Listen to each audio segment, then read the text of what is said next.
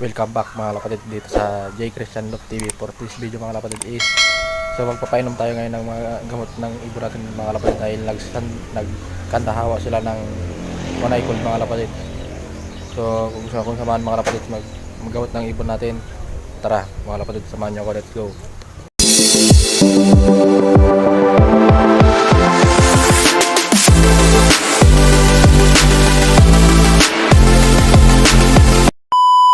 So ayan mga kapatid.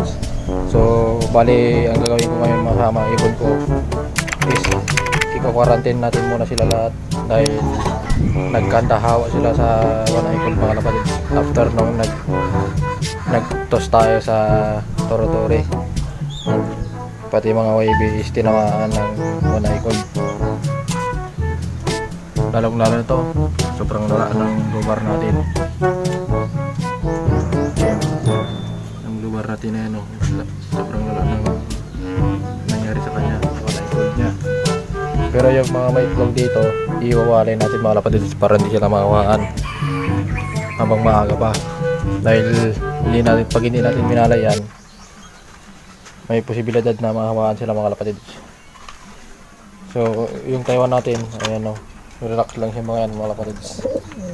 So pagpaparising ko ulit mga yan mga kapatid, dahil gusto kong paramihin yung lahi ng dalawang to, yung Taiwan natin.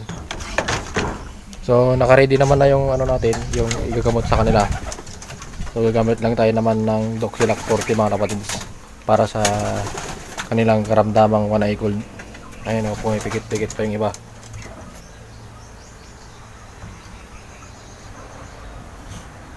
Ayan o, puro may manaykol ngayon yung ibon dito mga kapatid dahil sa paiba-iba ng panahon. Paiba-iba yung sistema ng panahon mga kapatid. Kaya yan yung nangyayari sa kanila, nagkaka-manaykol sila.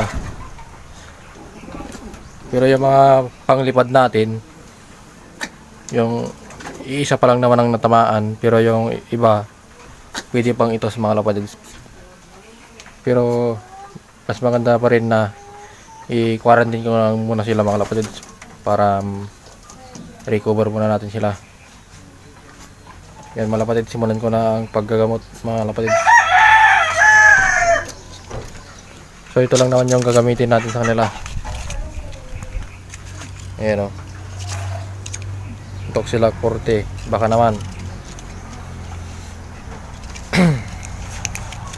So mabisang gamot to sa ating alagang kalapati mga kapatid, lalong lalo na pag may manaykol sila. So ito lang yung papainom nyo mga kapatid, Doxilac 40. So bali kagabi nagpainom na naman ako, so ngayon magpapainom naman tayo ulit mga kapatid para mabilis silang gumaling. So yan mga kapatid, simulan na natin, baka simulan pa ng iba.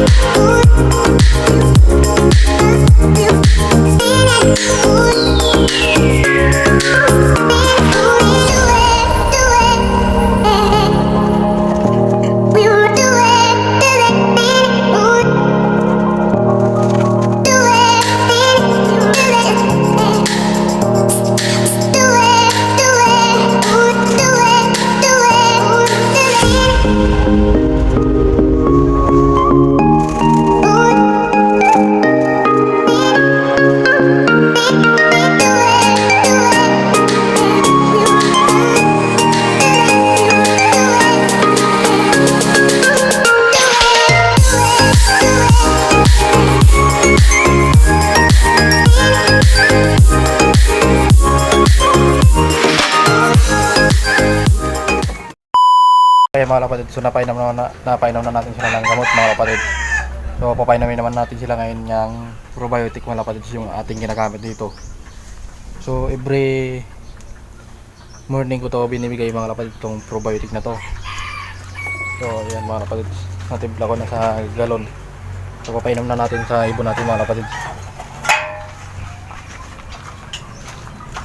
So yung ginagamit kong pagpainuman ng kalapati ko dito is yung ginagamit ko na lang din na pagpakainan para mas mabilis silang makainom lahat mga kalapatid.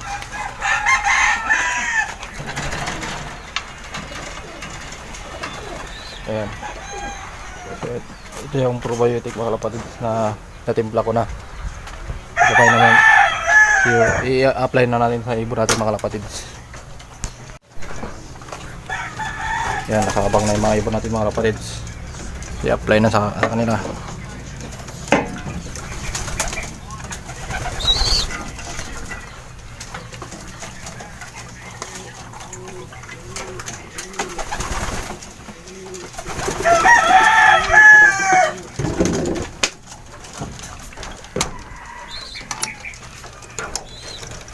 Yan mga kapatid, yung resulta. Para mabilis silang makainom lahat.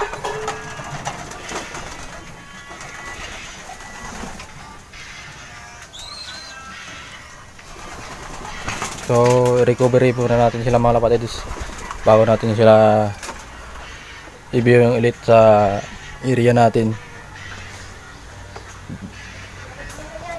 So pati yung mga tinatos natin mga kapatid na sinisimulan kong i-training. So quarantine muna sila lahat mga kapatid, wala mo nang lalabas hanggat hindi gumaling lahat ng ibon natin. So yan mga kapatid, so uso ngayon kasi talaga ang one eye cold, lalo na sa paiba-iba yung panahon, uminit umaraw, kaya yun, tapos sinasamahan pa ng ulan, so doon nabibigla yung ibon natin mga kapatid. Kaya nagkakasakit na sila ngayon. Tatamaan na sila ng one eye cold. So yan mga kapatid. So dito ko na siguro tatapusin yung video natin mga kapatid. So like and share and subscribe mga kapatid. Ingat lahat mga kapatid.